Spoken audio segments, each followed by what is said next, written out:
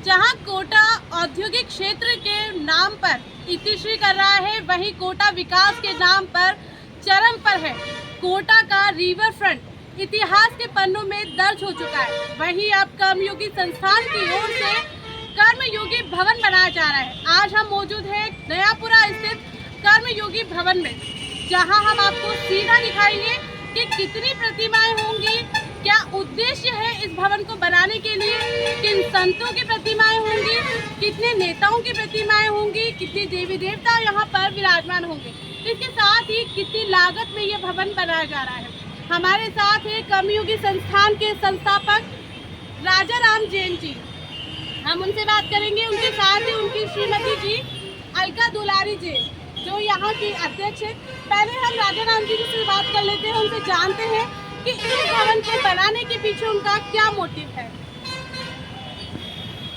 कर्मयोगी सेवा संस्थान भारत भवन पर 48 प्रतिमाएं स्थापित करने का हमने निर्णय लिया था जी।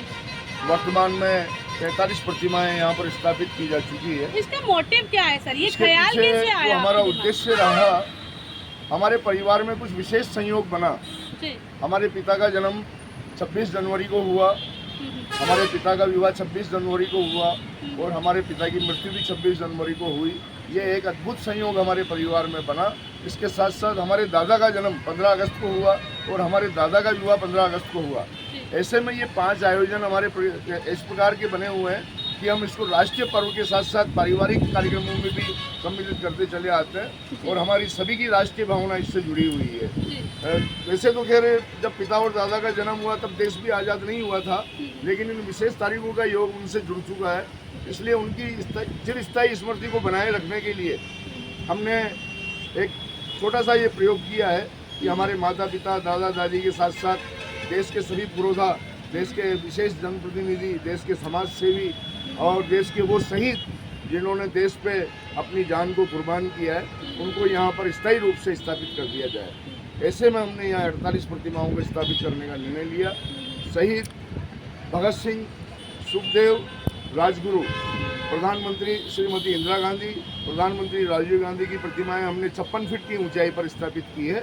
ये सबसे टॉप पर 56 फीट की ऊंचाई पर स्थापित है। इसके साथ साथ भारत माता की देश में एकमात्र 6.5 फीट की ये ऐसी प्रतिमा है जो एक हाथ में राष्ट्रीय ध्वज, एक हाथ में कोहिनूर को लेकर के दर्शाती हुई है। इस संदेश के साथ ही अब बनेगा भारत कोहिनूर। एक और प्रभु श्री राम की प्रतिमा स्थापित की गई है, वहीं एक और प्रभु श्री भगवान शिव शंकर की प्रतिमाओं को स्थापित किया गया है। सुभाष चंद्र बोस, महात्मा गांधी, चंद्रशेखर आज़ाद, इसके साथ में हमारे जो प्रधानमंत्री रहे हैं लाल बहादुर शास्त्री, साथ में सरदार वल्लभ भाई पटेल, इधर भीमराव अंबेडकर, चारों दिशाओं से ये मंदिर खुला हुआ है और इस पर कोई टिकट नहीं है। इसकी शुभारंभ बहुत ही जल्दी होने जा रहा है। उसके साथ में जो भी दर्शक इसको देखना चाहें उसका स्वागत है। प्रातः 8 बजे से शाम को 5 बजे तक के लिए दर्शनार्थियों के लिए खुला रहेगा। लगभग 50 लाख रुपए की लागत से हमने इसको निर्मित किया है, जिसमें 15 लाख रुपए प्रतिमाओं पर खर्च किए हैं और सभी धर्मों के आराध्य, इसमें अग्रवाल समाज से महाराजा अग्रसेन जी, जैन समाज से महावीर स्वामी, मीणा समाज से, सिंधी समाज से भगवान झूलेलाल जी, इस प्रकार से हमने बाबा रामदेव जी, प्रभु श्री राम दरबार, शिव दरबार, सभी आराध्यों को यहाँ स्थापित करने का हमने प्रयास किया है और इन सभी के प्रति हमारी आस्थाएं जुड़ी हुई है। ये सौहार्द का प्रतीक बने, इसी भावना के साथ में हमने इस मंदिर को यहाँ पर नेताओं की प्रतिमाएं भी स्थापित की है।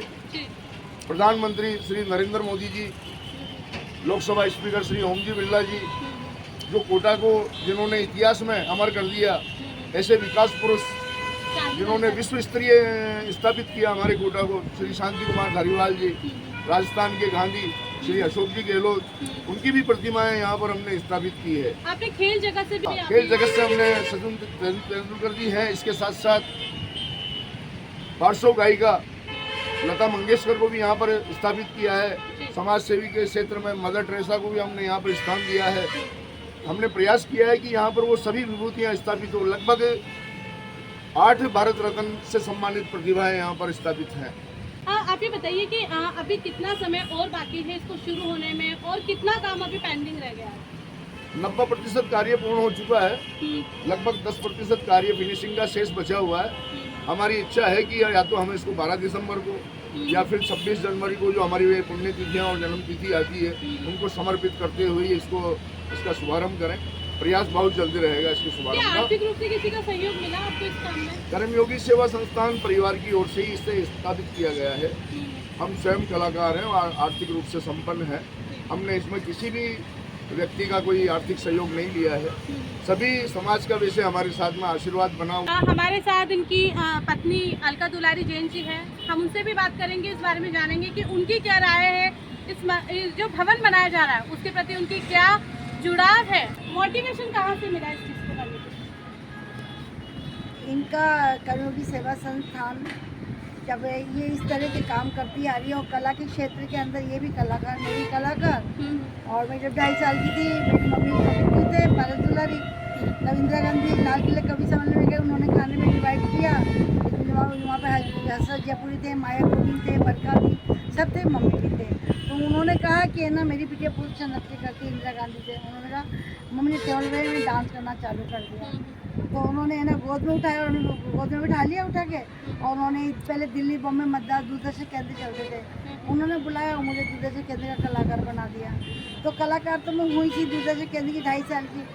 और शादी के बाद भी मुझे एक कलाकार जो कि रावण सरकार के नाम से जाने जाते हैं और कोटा के अंदर कई वर्षों से ये रावण की भूमिका निभा रहे हैं।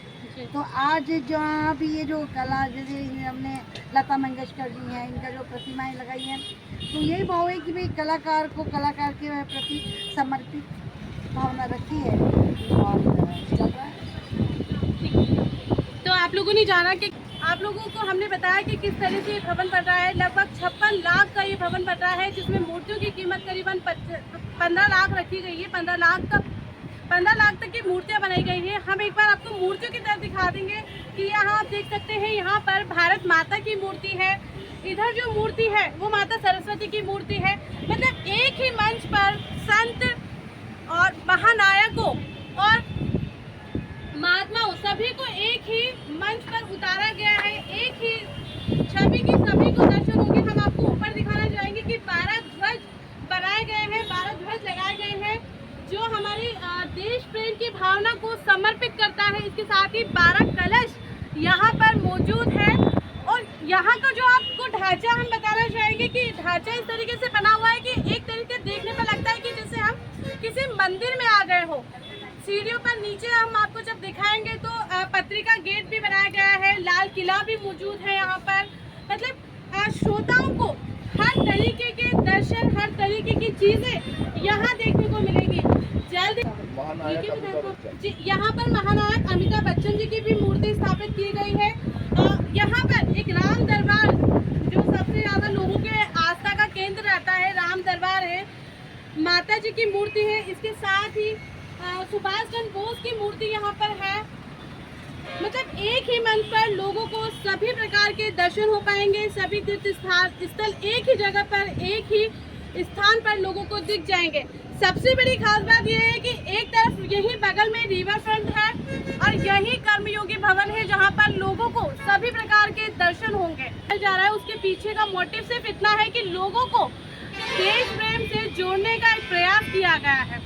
कोटा 24 न्यूज से लोकेश जोशी के साथ टीना गोयल की रिपोर्ट।